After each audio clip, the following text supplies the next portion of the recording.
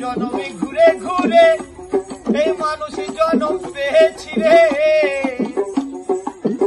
এ জনমে চলে গেলে আত্ম পাবে না, না না ছেড়ে দেব না, তোমার হৃদয় মাঝে রাখিব, ছেড়ে দেব না, ভক্ত মাঝে রাখিব, যেতে দেব না, একবার যেতে চাইলে যেতে দেব না, ওই একবার যেতে চাইলে যেতে দেব না, না না ছেড়ে দেব না, তোমার হৃদয় মাঝে রাখিব, ছেড়ে দেব না, হৃদয় মাঝে রাখিব, যেতে দেব না। হ্যালো বন্ধুরা, আপনারা সবাই কেমন আছেন? আমি কিন্তু বেশ ভালো আছি। অনন্যাস ট্রাভেল ব্লগের পক্ষ থেকে আপনাদের সবাইকে জানাই স্বাগত। আজকে আবার একটা উইকেন্ড, আর আমরা বেরিয়ে পড়েছি একটা খুব সুন্দর জায়গার উদ্দেশ্যে, যেটা আপনাদের সবার পছন্দের জায়গা। আমরা সকাল 6টায় বাড়ি থেকে ক্যাব বুক করে বেরিয়ে পড়লাম হাওড়া স্টেশনের উদ্দেশ্যে। এটা হলো হাওড়া স্টেশন। আমরা পৌঁছে গেছি এখন হাওড়া স্টেশনে। সেদিন আমাদের সকালবেলা 7:45-এর বন্দে ভারত ধরার কথা ছিল। হাওড়া স্টেশনে ঢুকতেই দেখলাম ট্রেন এসে দাঁড়িয়ে আছে।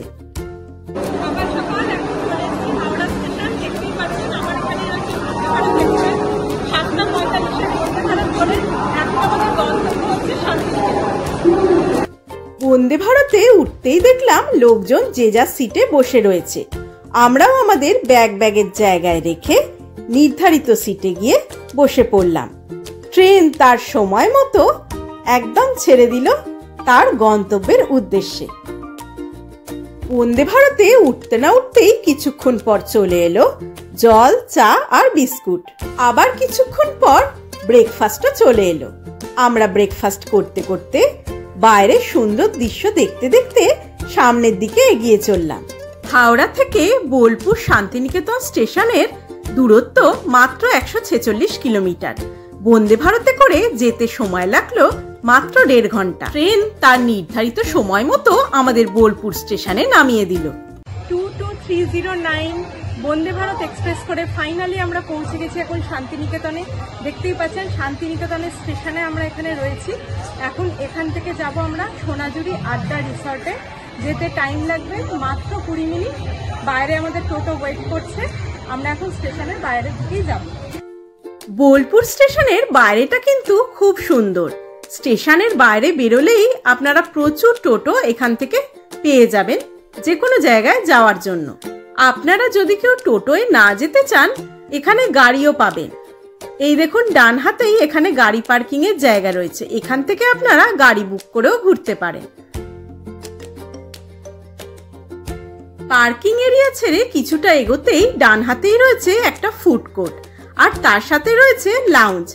আপনারা যদি কখনো ট্রেন ধরার আগে আগে এসে এখানে পৌঁছে যান, এই লাউঞ্জে বসে রেস্টও নিয়ে নিতে পারেন। ফুড কোর্টটা পেরিয়ে কিছুটা এগোতেই স্টেশনের ঠিক উল্টো দিকেই দেখতে পাবেন রয়েছে গীতাঞ্জলি রেল মিউজিয়াম। এটা হচ্ছে সংগ্রহশালা। স্টেশনে নামার পর প্রথমেই আপনারা এই মিউজিয়ামটা ঘুরে দেখেই নিতে পারেন, কিন্তু আমরা সেদিন আর এই মিউজিয়ামের মধ্যে ঢুকিনি। আমাদের স্টেশনের বাইরে অনেকক্ষণ আগে থেকেই টোটো এসে অপেক্ষা করছিল, তাই আমরা টোটোয় উঠে রওনা দিলাম আমাদের আজকের গন্তব্যের উদ্দেশ্যে। টোটোতে উঠতেই টোটো দাদা গাড়ি ছেড়ে দিল। আমরাও বেশ হাওয়া খেতে খেতে এগিয়ে চললাম আজকে যেখানে থাকবো সেই দিকে। রিসর্টে যাওয়ার পথে এখন টোটো থামিয়ে দাঁড়িয়ে পড়েছি। এটা হচ্ছে চিটকুটির জঙ্গল, আর চারিদিকে দেখতেই পাচ্ছেন সোনাঝুরি গাছ রয়েছে এখানে, আর গাছে পুরো হলুদ ফুলে ভরে রয়েছে। দারুণ লাগছে জায়গাটা দেখতে। ফাইনালি আমরা এসে আজকে পৌঁছে গেলাম আমাদের থাকবার আস্তানা সোনাঝুরির আড্ডা রিসর্ট। আমরা এখন চলে এসেছি সোনাঝুরির আড্ডা রিসর্টে, দেখতেই পাচ্ছেন। আর এদিকে হচ্ছে এটা রিসেপশন। এখন রিসেপশনে গিয়ে আমরা চেক ইন করব। এখানে রিসেপশনটা কিন্তু বেশ বড় আর খুব সুন্দর। রিসেপশনের মধ্যে এখন রয়েছে আমার পেছনে কোপাই নদী বয়ে যাচ্ছে, আর রিসেপশন অসাধারণ হয়ে যাচ্ছে। রিসেপশনে চেক ইন করে নিয়েছি। আমরা এখন রুমে যাব। রুমে যাওয়ার সময় আমাদের কার্ড দিয়েছে, আমরা কার্ডে করে এখন রুমে যাব। এই রিসর্টে প্রতিটা রুমে যাওয়ার জন্য এরকম টোটো কার রয়েছে। লাগেজ শুধু আপনাকে নিয়ে এরা রুমের সামনে নামিয়ে দেবে। টোটো কার নিয়ে যেতে যেতেই দেখলাম ডান হাতেই রয়েছে রেস্টুরেন্ট। তারপরে কোপাই নদীর পাড় ধরে যেতে যেতে বেশ ভালো লাগছিল।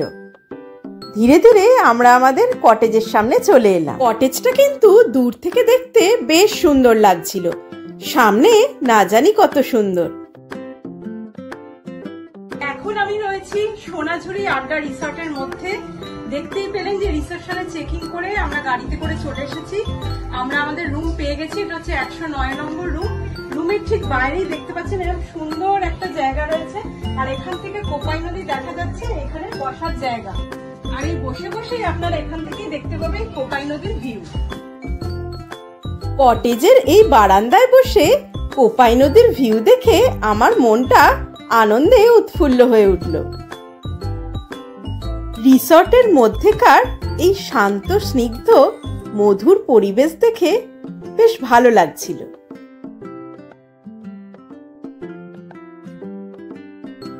এখন আমি আপনাদেরকে আমাদের রুমটা দেখাবো। এটা হচ্ছে 109 নম্বর রুম। রুমের ভেতর ঢুকবো।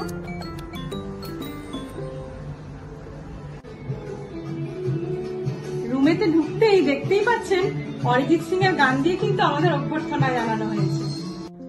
ঘরে ঢুকেই দেখতেই পাচ্ছেন খুব সুন্দর একটা কিং সাইজ বেড রয়েছে। বেডে দুটো চারটে পিনে দেওয়া রয়েছে, দুটো কুশনও দেওয়া রয়েছে, আর বেডের পাশেই এরকম একটা টি টেবিল দেওয়া রয়েছে, খুবই সুন্দর। এখানে সমস্ত টি কিট গুলো দেওয়া রয়েছে, জলের বোতল দেওয়া রয়েছে, আর বেডের ওপরেই দেখতে পাচ্ছেন খুব সুন্দর একটা ছবি রয়েছে। আর বেডের এখানে পাশে একটা টেবিল দেওয়া রয়েছে, এখানে একটা ইন্টারকম রয়েছে, এখানে একটা রুম হিটারও দেওয়া রয়েছে। আর এই দিকেই দেখতে পাচ্ছেন এরকম ছোট্ট টি টেবিল টাইপের দেওয়া রয়েছে।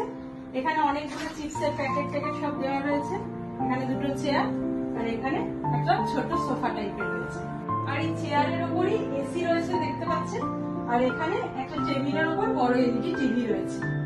এখন এটা আপনারা ভাবছেন তো যে এই রুমের মধ্যে তো সবকিছু দেখালাম, কিন্তু দুটো জিনিস মিসিং। কি না, আলমারি আর আয়না, যেটা সব থেকে ইম্পর্টেন্ট, কিন্তু সেটা কোথায় আছে? তাহলে চলুন এবার এটা আপনাদেরকে দেখাই। এখানে একটা দরজা রয়েছে। এটা দরজাটা কিন্তু দুটো পারপাসে ইউজ হচ্ছে। একটা হচ্ছে ওয়াশরুম যাওয়ার পারপাস, আর একটা হচ্ছে আপনাদের সাজগোজ করার পারপাসে।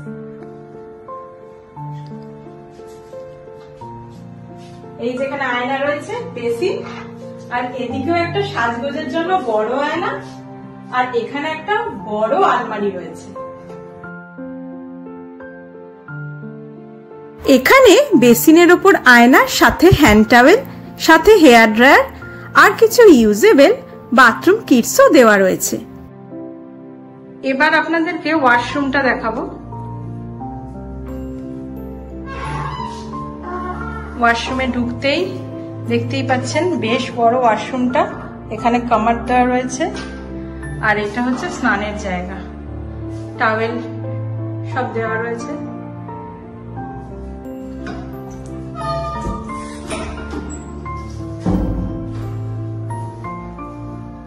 এখানে স্নানের সমস্ত কিটস দেওয়া রয়েছে। ওভারঅল বেশ বড়, খুবই সুন্দর, নিট অ্যান্ড ক্লিন। এই রুমটা কিন্তু বিশাল বড় সাইজ, আর এই রুমের যেটা স্পেশাল অ্যাট্রাকশন এবার সেটা আপনাদের দেখাবো।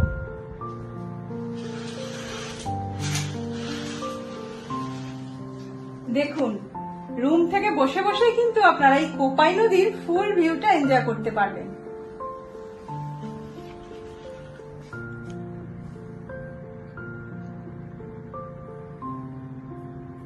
রিসর্টে লাগেজ রেখে আমরা ফ্রেশ হয়েই টোটো করে শান্তিনিকেতন ঘুরতে বেরিয়ে পড়লাম। রিসর্ট থেকে আমরা এখন বেরিয়ে পড়েছি সাইট সিন করতে। তো প্রথমেই আমরা চলে এসেছি একটা বুদ্ধ মূর্তির এখানে। দেখতেই পাচ্ছেন আমার পেছনেই রয়েছে এই সুন্দর বুদ্ধ মূর্তিটি। তো চলুন দেখাই আপনাদের।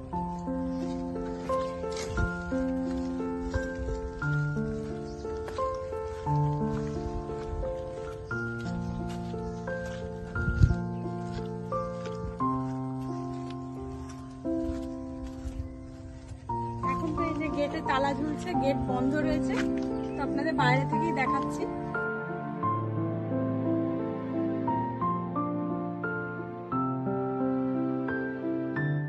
বুদ্ধ মূর্তি দেখে আমরা আবার এগিয়ে চললাম নেক্সট পয়েন্টের দিকে। এটা হচ্ছে প্রকৃতি ভবন মিউজিয়াম। তো আমরা এখন যাব এটা দেখতে, মিউজিয়ামটা।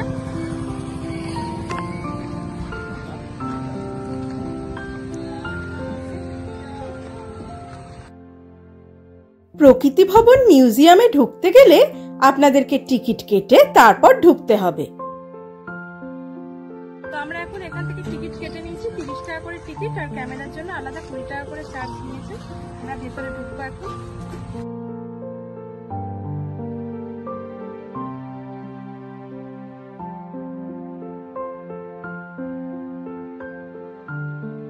এই মিউজিয়ামের ভিতরে চারিদিকটা কিন্তু বেশ সুন্দর, অনেকটা বড় জায়গা নিয়ে তৈরি। আমরা বেশ কিছুক্ষণ ধরে ঘুরে ঘুরে চারিদিকটা দেখতে লাগলাম। সামনের এই হলুদ কালারের বিল্ডিংটাই হলো মেন মিউজিয়াম।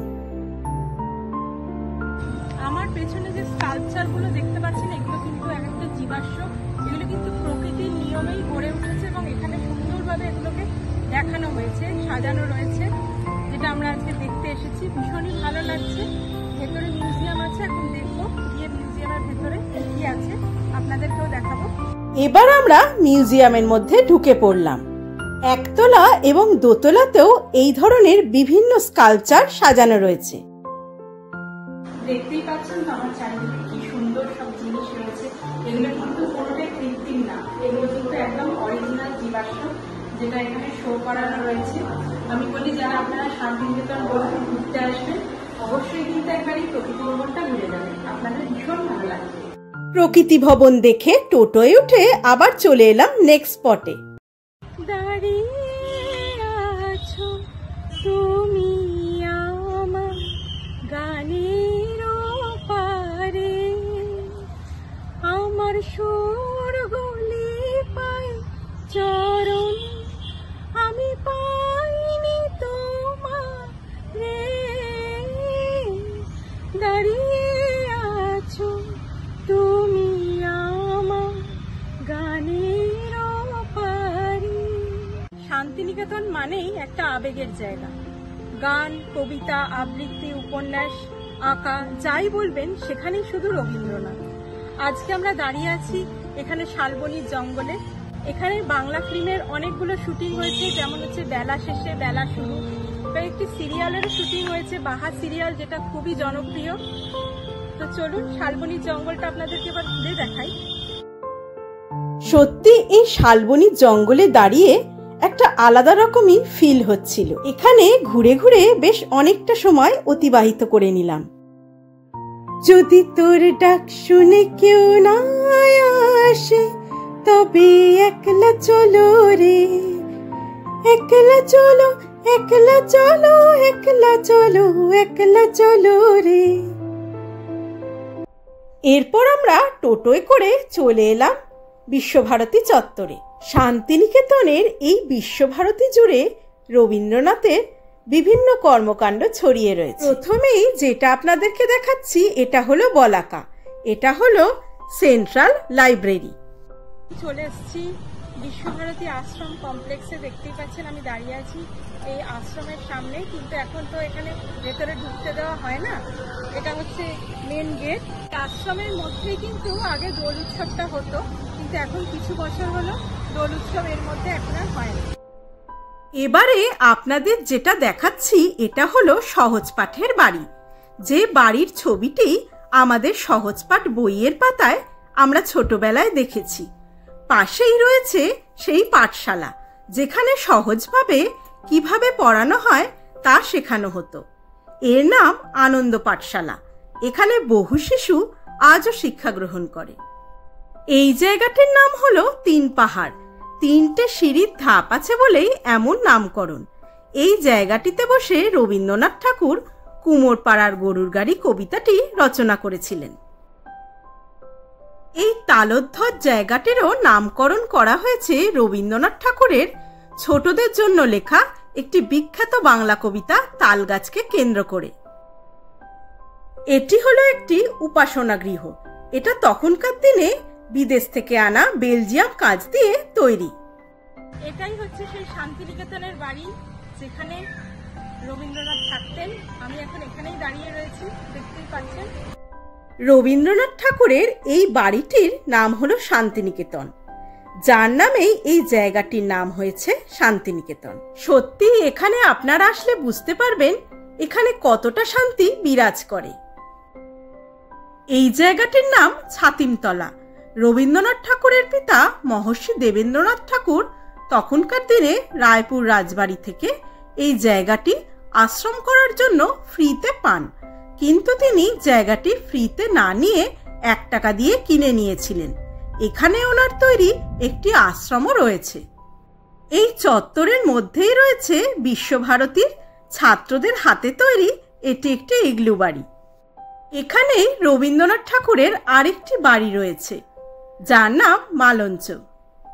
এরপর যে জায়গাটা আপনাদেরকে দেখাচ্ছি এটা হলো কলাভবন। এই কলাভবনের মধ্যেই বিভিন্ন রকমের ভাস্কর্য শিল্প করা রয়েছে।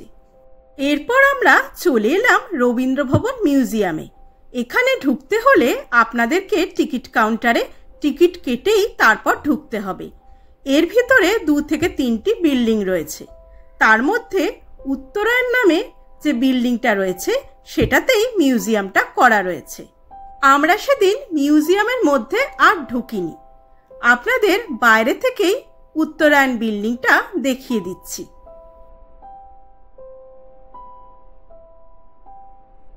সামনেই যে গাছগাছালির ফাঁক দিয়ে দেখা যাচ্ছে হলুদ বিল্ডিংটা, এটাই হচ্ছে উত্তরায়ণ বিল্ডিং। এর মধ্যেই মিউজিয়ামটা রয়েছে। রবীন্দ্র ভবনের ঠিক পাশেই রয়েছে একটি মঞ্চ, যে মঞ্চে রবীন্দ্রনাথ ঠাকুর রক্তকরবী নাটকটি অভিনয় করেছিলেন। এটা হলো বিশ্বভারতী হোস্টেল। আমরা টোটো করে যাওয়ার সময় এটা দেখে নিয়েছিলাম। এই স্ট্যাচুটি বিখ্যাত চিত্রশিল্পী নন্দলাল বসুর তৈরি। সেই সময় নন্দলাল বসু এমন একজন চিত্রশিল্পী ছিলেন যিনি সোনার পাতা এবং পাথরের রং ব্যবহার করে 22টি চিত্র তৈরি করেছিলেন। এরপর আমরা চলে এসেছিলাম বিখ্যাত অর্থনীতিবিদ ও দার্শনিক এবং নোবেলজয়ী অমর্ত্য সেনের বাড়িতে। এনার বাড়ির নাম প্রতীচি। অমর্ত্য সেনের বাড়ি ঘুরে এরপর আমরা টোটোয় উঠে যেতে যেতে যে মাঠটি দেখতে পেলাম সেটাই প্রথম শান্তিনিকেতনের বইমেলা হয়েছিল। বিশ্বভারতী চত্বর ঘুরতে ঘুরতে বেশ অনেকটা বেলা হয়ে গেছিল। আমরা লাঞ্চের জন্য এগিয়ে চলতে লাগলাম সোনাঝুরি হাটের দিকে। সোনাঝুরি হাটের দিকে এগোতেই দেখি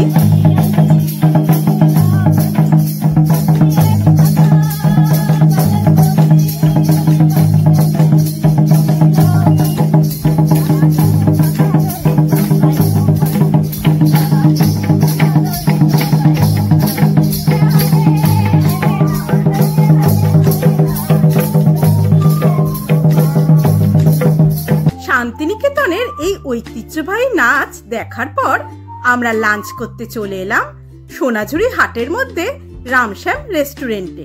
লাঞ্চ অর্ডার দেওয়ার মাত্র 10 মিনিটের মধ্যেই খাবার চলে এলো।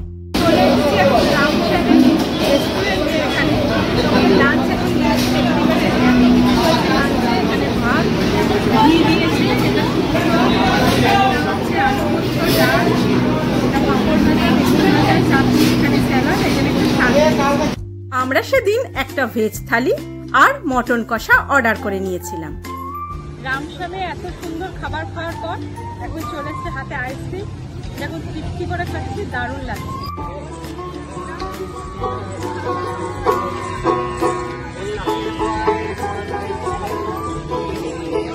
চলে এসছি এখন সোনাঝুরি মার্কেট, দেখতেই পাচ্ছেন বিশাল মার্কেট শান্তিনিকেতনের সোনাঝুরি মার্কেট, যেটার জন্য আমরা সবাই ওয়েট করে থাকি শান্তিনিকেতনে এলে যে সোনাঝুরি মার্কেটে কিন্তু আমাদের আসতেই হবে। তো আমি আজকে রামশ্যামে খাওয়ার পর এখানে চলে এসেছি মার্কেট করতে, আপনাদেরকে দেখাবো ঘুরিয়ে মার্কেটটা কেমন। সপ্তাহের বাকি দিনের তুলনায় শনি রবিবারের শান্তিনিকেতনের এই সোনাঝুরি হাটটা বিশাল বড় আকারে এখানে বসে।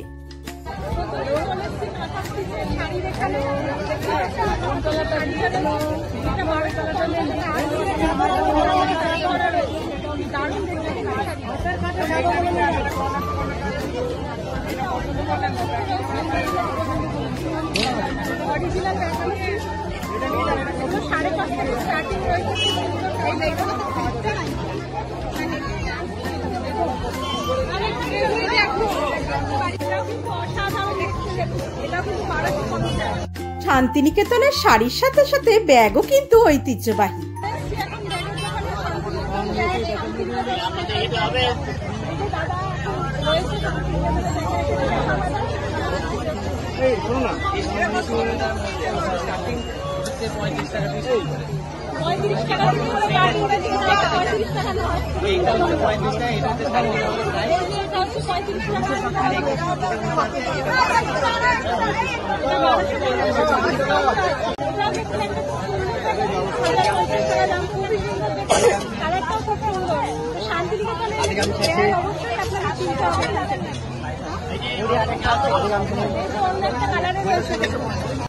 দাদার দোকান থেকে আমি এখন এই ব্যাগটা কিনলাম, এটা 300 টাকা দাম। তো আপনারা যখন আসবেন দাদার দোকানে অবশ্যই আসবেন। তাহলে আপনার নাম আর নাম্বারটা বলে দিন। আমার নাম হচ্ছে গীতা, আমার দোকানের নাম গীতা হ্যান্ডিক্যাপ, আর ফোন নাম্বার হচ্ছে 8617558693, আর একটা ফোন নাম্বার হচ্ছে 9064348713।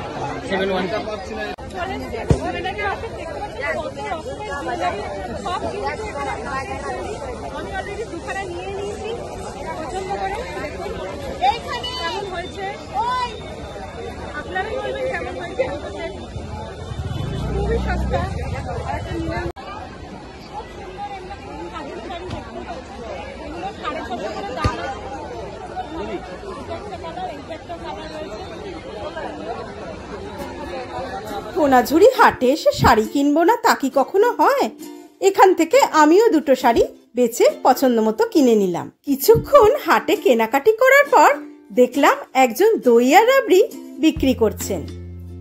এই যে রাবড়ি নিয়েছি, একটা টেস্ট করে দেখছি, 40 টাকা দাম।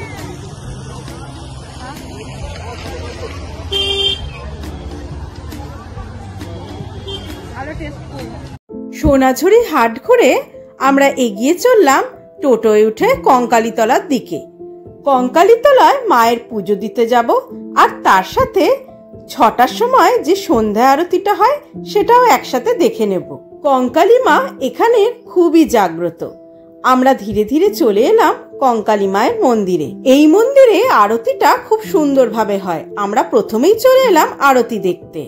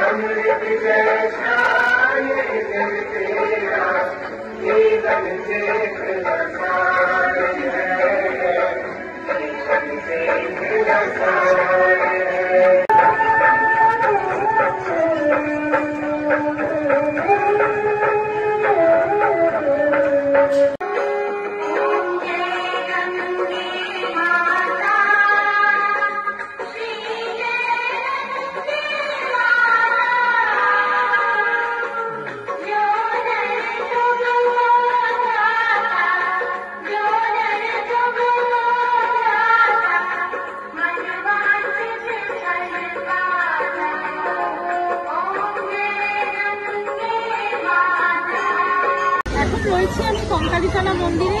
আমি দাদার দোকান থেকে একটা ডালা সাজিয়ে নিলাম, এখন যাব মন্দিরে পুজো দিতে।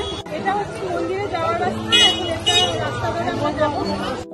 কঙ্কালী মায়ের মন্দিরে প্রবেশ করতেই মনটা খুব ভালো হয়ে গেল। মন্দিরটা কি সুন্দর সাজানো, আর রাতের মন্দিরটা আলো ঝলমল করছে, দেখতে আরো সুন্দর লাগছে। সকালবেলার তুলনায় রাতে মন্দিরটা অনেকটাই ফাঁকা থাকে।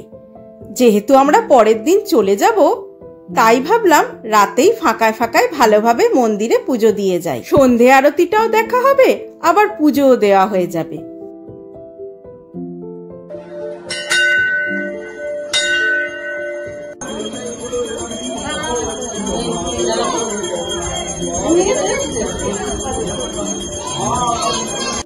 কঙ্কালীতলায় সন্ধে আরতি দেখার পর মনটা তো খুশি হয়েই গেছিল। তারপরে মায়ের মন্দিরে পুজো দিয়ে মনটা শান্তি পেল। তারপর আমরা টোটোয় উঠে আবার যথারীতি চলে এলাম আমাদের রিসর্টে, সোনাঝুরির আড্ডা রিসর্টে। রিসর্টে ঢুকতেই দেখলাম রিসর্টের এক অন্য রূপ। রাতে রিসর্টটা অপূর্ব লাগছে, চারিদিক আলোয় সেজে উঠেছে।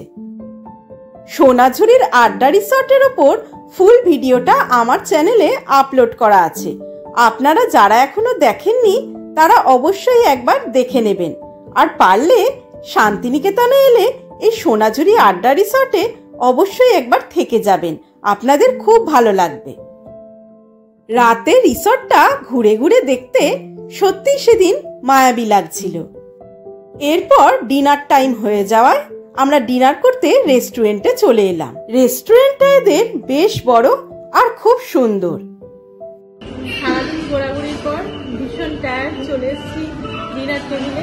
ডিনার এসে গেছে, এখানে রয়েছে বাটার রুটি, চিকেন, স্যালাড আর কোল্ড ড্রিঙ্কস। এখন ডিনার করে তাড়াতাড়ি রুমে গিয়ে শুয়ে পড়বো।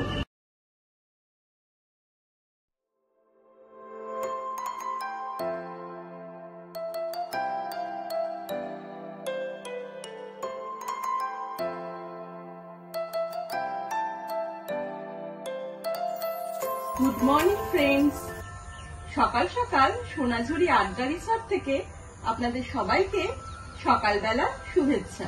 চায়ের কাপ হাতে একদম কোপাই নদীর পাড়েই বসে পড়েছি বলতে পারেন। দেখুন, মানে আমরা যেখানে রয়েছি, যে রিসর্টটায়, মানে যে রুমে রয়েছি, তার সামনে থেকে নদীর ভিউটা জাস্ট দেখুন। কালকে তো আপনাদের দেখিয়েছি, আজকেও দেখাচ্ছি। মানে এখানে সকালবেলাটা এত সুন্দর লাগছে, আজকে সকাল থেকে রোদই ওঠেনি, মেঘলা আর ঠান্ডা একটা হাওয়া দিচ্ছে, মানে অসাধারণ আজকের ওয়েদারটা।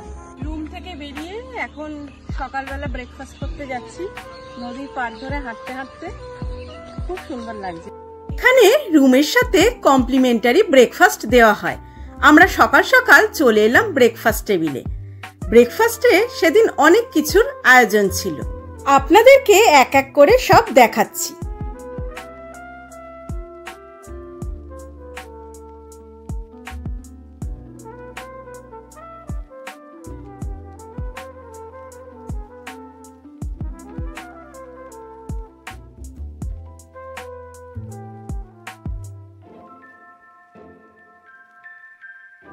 ব্রেকফাস্টে অনেকগুলো আইটেম থাকলেও আমি সেদিন পরোটা, ঘুগনি, ডিম সেদ্ধ আর জুস দিয়ে ব্রেকফাস্ট সেরে নিয়েছিলাম।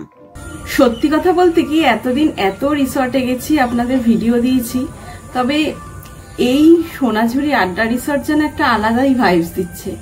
সকালবেলাটা অসম্ভব সুন্দর লাগছে, বিশ্বাস করুন। আমি চাই যে আপনারা প্রত্যেকে এখানে আসুন, অন্তত একটা দিন স্টে করে যান। এটা তো সত্যি একটা প্রিমিয়াম লাক্সারি প্রপার্টি, আপনারা দেখতে পাচ্ছেন। মানে এখানে খাওয়া দাওয়া থেকে শুরু করে এখানকার মানে প্রকৃতি, মানে অ্যামেজিং, মানে ভীষণই সুন্দর। আর এখানকার স্টাফের ব্যবহার, যিনি ম্যানেজার বাবু রয়েছে, ভীষণই ভালো এখানকার। আপনাদের এলে অবশ্যই ভালো লাগবে এখানে। আমার তো ভীষণ ভালো লেগেছে। আমি অবশ্যই প্রত্যেককে রিকমেন্ড করব যে আপনারা অবশ্যই কিন্তু এই সোনাঝুরি আড্ডা রিসর্টে আসুন। একদিন পারলে দুদিন এখানে কাটিয়ে যান, কোপাই নদীর ধারে, ভীষণই ভালো লাগবে। আর সত্যি কথা বলতে কি, সারা বছর কতটা এখানে জল থাকে বলতে পারবো না, তবে আমরা তো বর্ষার একদম পরে এসেছি, মানে জাস্ট কালী পুজোর টাইমটা এসেছি। খুব ভালো লাগছে জায়গাটা। আর আজকে ওয়েদারটা মানে ভীষণ সুন্দর।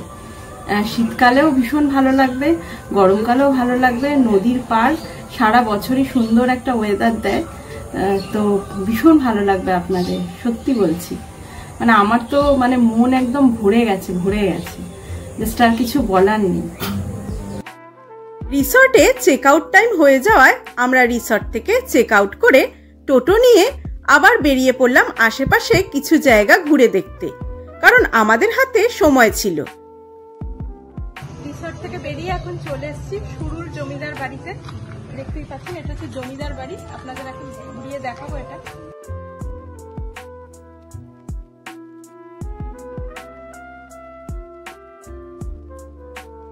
জমিদার বাড়ির ভিতর ঢুকে গেছি, এই যে 10 টাকা করে টিকিট কেটে নিয়েছি। এখন দেখুন জমিদার বাড়িটা কি দারুণ। শুরুর জমিদার বাড়িটি 280 বছরের পুরনো একটি জমিদার বাড়ি। জমিদার বাড়ির অন্দরমহলটা দেখুন, খুবই সুন্দর আর খুব ভালোভাবেই মেনটেন্ড। এই জমিদার বাড়িটির ঐতিহ্য হলো এখানে জোড়া দুর্গাপুজো হয়। জমিদার বাড়ির ভেতরেই রয়েছে একটি দুর্গা দালান। এই দুর্গা দালানে একটি দুর্গাপুজো হয়, আর একটি দুর্গাপুজো হয় জমিদার বাড়ির বাইরের একটি মন্দিরের দুর্গা দালানে। রাজবাড়ির ঠিক পাশেই রয়েছে একটি মন্দির। এই যে মন্দির চত্বরটা আপনাদের এখন দেখাবো। দুর্গাপূজার সময় এই মন্দিরটিতে আরেকটি দুর্গাপুজো হয়। দুর্গা দালান ছাড়িয়ে সামনের দিকে এগোতেই দেখা যাবে আরো 3টি মন্দির। মন্দিরগুলোর দরজা সেদিন বন্ধ থাকায় এটা কোন দেবতার মন্দির সেগুলো আর আমরা জানতে পারিনি। শুরুল রাজবাড়ি দেখার পর আমরা আবার টোটো নিয়ে বেরিয়ে পড়লাম। টোটো দাদা আমাদের একটা নতুন জায়গায় নিয়ে এলো। দেখুন জায়গাটা কি সুন্দর, চারিদিকে লাল মাটি আর সোনাঝুরি গাছে ভর্তি। রাস্তায় চলতে চলতে চলে এসেছি এখন লাল মাটির জায়গায়। দেখতেই পাচ্ছেন চারিদিকে কিন্তু লাল মাটির জায়গাটা এত সুন্দর। এটা মেন রোড থেকে একটু ভেতরের দিকে ঢুকে, আর এই যে সোনাঝুরি গাছ, আর এখানে কি সুন্দর হলুদ রঙের ফুল ফুটে আছে দেখুন। জায়গাটা এতই অপূর্ব, দেখে মন মুগ্ধ হয়ে গেল। বেশ অনেকক্ষণ সময় এখানে কাটালাম। চারিদিকে দেখতে পাচ্ছেন তো, মানে সোনাঝুরি গাছ এখানে ভর্তি, আর প্রতিটা গাছে কিন্তু এই হলুদ ফুল থোকায় থোকায় একদম ভরে রয়েছে। আর চারিদিকে পুকুরও রয়েছে। এই পুকুরে কিন্তু বিভিন্ন রকমের মাছের চাষ হয় এখানে। শান্তিনিকেতনে আসার পর লাস্ট 2 দিন ধরে যে দাদার সাথে টোটো করে ঘুরলাম, এত সুন্দর সুন্দর জায়গা উনি আমাদের ঘুরিয়ে দেখালেন। এই যে দাদা রয়েছে, আপনার নাম বলে দিন। হ্যাঁ, তো শান্তিনিকেতনে এলে আপনারা এনার সাথে টোটো করে সব জায়গায় ঘুরে নিতে পারেন, খুব সুন্দরভাবে দেখিয়ে দেবে আপনাদের। তোমার ফোন নাম্বারটা বলে দাও। 6296660460। তো এই নাম্বারে যোগাযোগ করে চলে আসবেন। শান্তিনিকেতনে গেলে বনবিথির হেসেল ঘরের নাম আপনারা অনেকেই শুনে থাকবেন। এখানকার খাবারের স্বাদ নাকি খুবই ভালো, তাই আমরা লাঞ্চ করতে যাচ্ছি এখন বনবিথির হেসেল ঘরে। চলে এসেছি এখন বনবিথির হেসেলে লাঞ্চ করতে। লাঞ্চের কত কিছু আয়োজন দেখুন। ভাতের সাথে মটর ভাজা, এখানে আলু ভাজা আমার পোস্ত দিয়ে করা, এখানে ঘি, এটা হচ্ছে ডাল, পাঁপড় ভাজা, এটা হচ্ছে মোচার তরকারি, এখানে ইলিশ মাছের ভাত, দেশি চিকেনের মাংস, চাটনি আর পায়েস। এত কিছু দিয়ে এখন লাঞ্চ করবো। লাঞ্চ সেরে আমরা চলে এলাম বাস স্ট্যান্ডে। ট্রেনের টিকিট না পাওয়ায় আমরা কলকাতা ফিরেছিলাম বাসে করে। চলে এসছি এখন জামবনি বাস স্ট্যান্ডে। এখান থেকে ডাব্লিউবিটি বাস স্ট্যান্ডে 4:15, সেটা ধরে আমরা এখন ফিরবো কলকাতা। ঠিক ক্লাব সেন্টারের উল্টো দিকেই আছে, এখানে ইন্ডিয়ান অয়েলের পেট্রোল পাম্প, এখান থেকে বাসটা কিন্তু ছাড়ে। ডাব্লিউবিটিসির বাসটা মন্দ নয়। আমরা বাসে চেপে কলকাতা ফেরার পথ ধরলাম। 1 রাত্রি 2 দিনের জন্য শান্তিনিকেতনের এই ট্রিপে এসে মন ভরল না। অনেক কিছু দেখার জায়গা মিস করে গেলাম, যেটা নেক্সট টাইম শান্তিনিকেতন যখন আবার আসবো আপনাদের ঘুরিয়ে দেখিয়ে দেব। তো বন্ধুরা, আমার এই শান্তিনিকেতনের ভিডিওটা আপনাদের কাছে কেমন লাগলো সবাই কিন্তু কমেন্ট করে জানাবেন। ভিডিওটা ভালো লেগে থাকলে লাইক করবেন, শেয়ার করবেন সবার সাথে। আমার চ্যানেল অনন্যাস ট্রাভেল ব্লগ সাবস্ক্রাইব করতে কিন্তু একদম ভুলবেন না। সবাই ভালো থাকবেন, সুস্থ থাকবেন, অনন্যাস ট্রাভেল ব্লগের পাশে থাকবেন। আবার নতুন ভিডিওতে আপনাদের সাথে খুব তাড়াতাড়ি দেখা হচ্ছে। তাহলে আজকের মতো টাটা, বাই বাই।